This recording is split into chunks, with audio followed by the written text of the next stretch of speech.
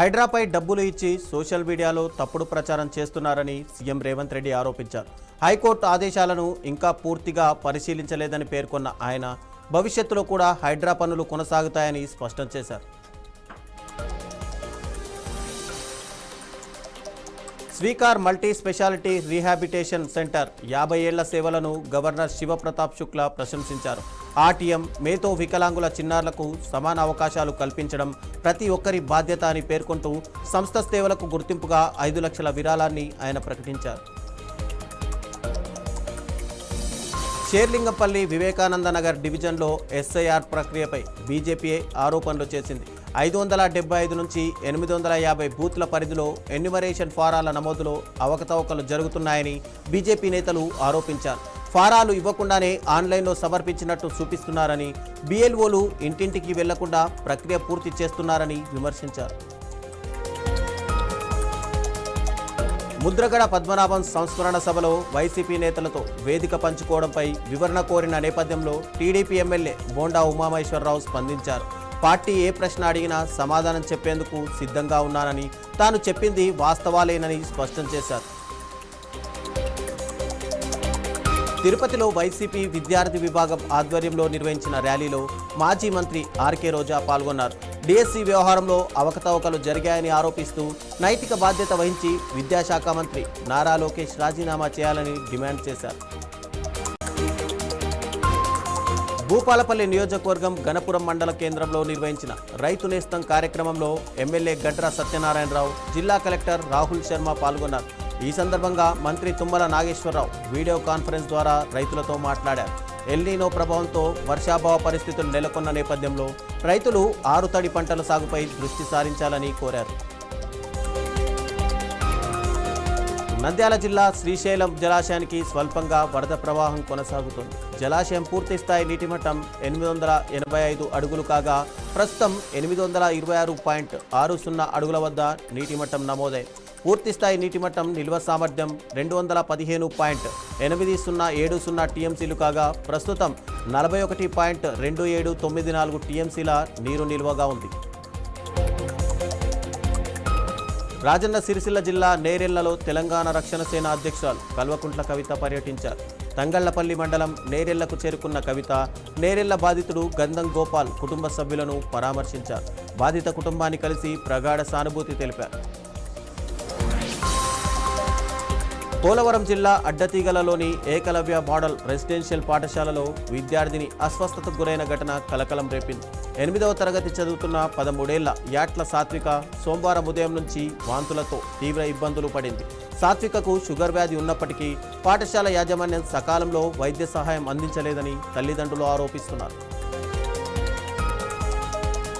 AP రాజకీయాల్లో Vijayawada MP Kesineni చిన్ని కుమార్తె స్తిగ్ధ చేసిన సోషల్ మీడియా పోస్ట్ ఇప్పుడు చర్చనీయాంశంగా మారింది. నీట్ ప్రశ్నాపత్రం లీకేజీ అంశంపై విద్యార్థుల ఉద్యమానికి బహిరంగంగా మద్దతు తెలుపుతూ ఆమె పోస్టు చేశారు. అంతేకాదు కేంద్ర ప్రభుత్వంపై అప్పటి విద్యాశాఖ మంత్రి ధర్మేంద్ర ప్రధాన్పై చేసిన వ్యాఖ్యలు మరింత సంచలనంగా మారాయి. ఉప సర్పంచుల సమస్యలను వెంటనే పరిష్కరించాలని డిమాండ్ చేస్తూ హనుమకొండ, వరంగల్ జిల్లాల కలెక్టర్లకు ఉప సర్పంచులు వినతి పత్రాలు సమర్పించారు. తమకు ఉన్న చెక్ పవర్ను కొనసాగించడంతో పాటు నెలకు 5,000 గౌరవ వేతనం ఇవ్వాలని, ప్రభుత్వ కార్యక్రమాల్లో ప్రోటోకాల్ కల్పించాలని ప్రభుత్వాన్ని కోరారు. జయశంకర్ భూపాలపల్లి జిల్లాలోని కమలాపూర్ గ్రామ పెద్ద చెరువులో గుర్తు తెలియని వ్యక్తులు విషం కలిపినట్టు ఆరోపణలు రావడంతో భారీ సంఖ్యలో చేపలు మృతి చెందాయి. ఈ నీటిని పశువులు తాగినా వ్యవసాయానికి ఉపయోగించిన ప్రమాదమేనని ఆవేదన వ్యక్తం చేస్తున్నారు. తెలంగాణలో ఎస్ఐఆర్పై రాజకీయ విమర్శలు మరింత వేడెక్కుతున్నాయి. సికింద్రాబాద్ ఎమ్మెల్యే మాజీ మంత్రి తలసాని శ్రీనివాస్ యాదవ్ ఎన్నికల సంఘం తీరుపై పలు ప్రశ్నలు లేవనెత్తారు. ప్రస్తుతం జరుగుతున్న ఎస్ఐఆర్ ప్రక్రియ పూర్తిగా గందరగోళంగా ఉందని, దీనిని 6 నెలల పాటు పొడిగించాలని డిమాండ్ చేశారు. రంగారెడ్డి జిల్లాలోని గండిపేట్ మండలం ఖానాపూర్ గ్రామంలోని ప్రసిద్ధ పోచమ్మ ఆలయంలో చోరీ జరిగింది. అర్ధరాత్రి ఆలయంలోకి చొరబడిన దుండగులు అమ్మవారి బంగారు, వెండి ఆభరణాలతో పాటు హుండీలోని నగదును అపహరించారు. మొత్తం సుమారు 20 లక్షల విలువైన సొత్తు చోరీకి గురైనట్టు ఆలయ అధికారులు తెలిపారు. నంద్యాల జిల్లా ఆత్మకూరు మున్సిపల్ కార్యాలయంలో సైబర్ మోసగాళ్ల హల్చల్ కలకలం రేపుతోంది. ఏసీబీ అధికారుల పేరుతో ఫోన్ చేసి ఓ ఉన్నతాధికారిని బెదిరించి 95,000 వరకు కాజేసినట్టు తెలుస్తోంది. ఇదే తరహా కాల్స్ మరికొందరు ఉద్యోగులకు కూడా వచ్చినట్టు తెలుస్తుండటంతో కార్యాలయంలో తీవ్ర ఆందోళన నెలకొంది. మహబూబాబాద్ వ్యవసాయ మార్కెట్లో ఉద్రిక్త పరిస్థితులు నెలకొన్నాయి.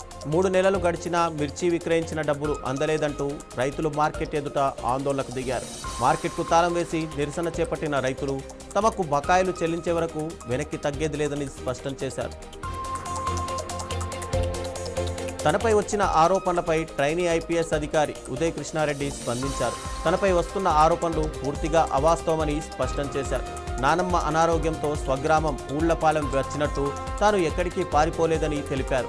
న్యాయ పోలీస్ వ్యవస్థలపై నమ్మకంతోనే విచారణకు హాజరవుతున్నానని చెప్పారు. విజయవాడలో ఆక్వా రైతుల సమస్యలపై వైసీపీ రైతు విభాగం రాష్ట్ర ప్రధాన కార్యదర్శి ఎంవీఎస్ నాగిరెడ్డి ప్రభుత్వాన్ని నిలదీశారు. ఎన్నికల సమయంలో కూటమి ప్రభుత్వం ఆక్వా రంగ పరిరక్షణకు ఇచ్చిన హామీలను అమలు చేయాలని డిమాండ్ చేశారు. జోసెఫ్ రావణ్ కస్టడీ పిటిషన్పై Gannavaram principal junior civil judge కోర్టులో గంటకు పైగా వాదనలు జరిగాయి. ప్రాసిక్యూషన్ తరపు వాదనలు ఇంకా వినాల్సి ఉండడంతో కేసు విచారణను ఆగస్టు 3కు వాయిదా వేశారు.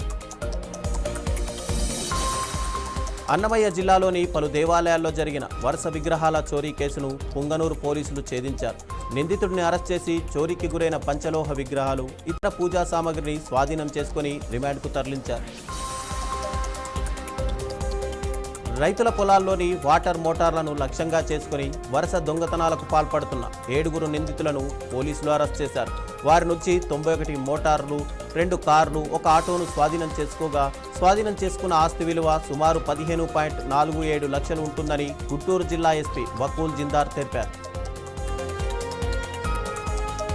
మెగా డిఎస్సిలో అవకతవకలు జరిగాయంటూ ఏసీబీఐ విచారణకు డిమాండ్ చేస్తూ వైసీపీ విద్యార్థి సంఘాల ఆధ్వర్యంలో గుంటూరులో నిరసన చేపట్టారు. డిఎస్సి నిర్వహణలో నిరుద్యోగులకు అన్యాయం జరిగిందని ఆరోపిస్తూ బాధ్యులపై కఠిన చర్యలు తీసుకోవాలని వైసీపీ విద్యార్థి విభాగం రాష్ట్ర అధ్యక్షుడు చైతన్య డిమాండ్ చేశారు. నటి జ్యోతిక చేసిన వ్యాఖ్యలపై బీజేపీ ఎస్సీ మోర్చా రాష్ట్ర అధ్యక్షుడు సురేష్ తీవ్రంగా స్పందించారు. సామాజిక సమరసతపై మాట్లాడేవారు ఆ విలువలను ఆచరణలో కూడా చూపించాలని సూచిస్తూ ప్రముఖులు వివాదాస్పద అంశాలపై స్పందించే ముందు పూర్తి అవగాహనతో వ్యవహరించాలని వ్యాఖ్యానించారు. భూపాలపల్లి బీఆర్ఎస్లో టికెట్ రాజకీయం మళ్లీ వేడెక్కింది. వచ్చే ఎన్నికలకు ఇంకా సమయం ఉన్నప్పటికీ మాజీ స్పీకర్ మధుసూదనాచారి, మాజీ ఎమ్మెల్యే గండ్ర వెంకటరమణారెడ్డి టికెట్ తమకేనంటూ పోటాపోటీగా ప్రకటనలు చేస్తుండటంతో నియోజకవర్గ రాజకీయాలు మరోసారి చర్చనీయాంశంగా మారాయి. పెద్దపల్లి జిల్లా ప్రభుత్వ ఆసుపత్రి వైద్య సేవల్లో రాష్ట్రంలోనే అగ్రస్థానంలో నిలిచిందని ప్రభుత్వ విప్ విజయ రమణారావు తెలిపారు. ఆసుపత్రి అభివృద్ధికి 130 కోట్ల నిధులు వెచ్చించామని, 40 లక్షలతో ఆధునిక కంటి వైద్య పరికరాలు ఏర్పాటు చేయడంతో పాటు మరో 7 నెలల్లో 100 పడుకుల నూతన ఆసుపత్రిని అందుబాటులోకి తీసుకొస్తామని వెల్లడించారు.